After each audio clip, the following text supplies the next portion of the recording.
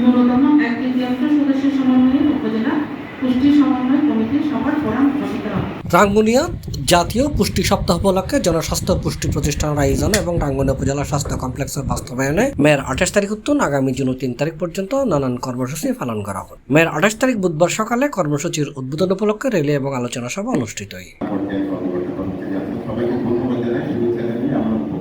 উপজেলা স্বাস্থ্য কমপ্লেক্স প্রাঙ্গণ রেলিও শেষে হাসপাতালের কনফারেন্স কক্ষ আলোচনা সভা অনুষ্ঠিত। এটা সভাপতিত্ব করছি উপজেলা নির্বাহী কর্মকর্তা মোহাম্মদ কামরুল হাসান। তাহলে এই বিষয়ে আমি লম্বা না করে এটুকু বলবো, এই একটা মানুষের শারীরিক, মানসিক, সামাজিক ও সুস্থতার জন্য পুষ্টিকর খাদ্য খুবই দরকার।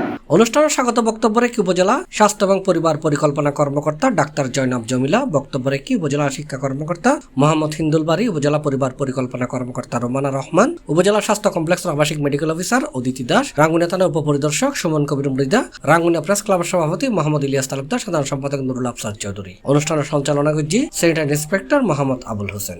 এটা হচ্ছে কর্মপরিধি কমিটির কর্মকর্তা। আমি আশা করি সংশ্লিষ্ট দপ্তর সমূহের সদস্যবৃন্দ আমাদেরকে এই কর্মযোগ্য পরিচালনার ব্যাপারে সহযোগিতা করেন। এই পর্যায়ে আমি আমাদের সভাপতি মহোদয়কে অনুরোধ করব। C+ TV, Chittagong.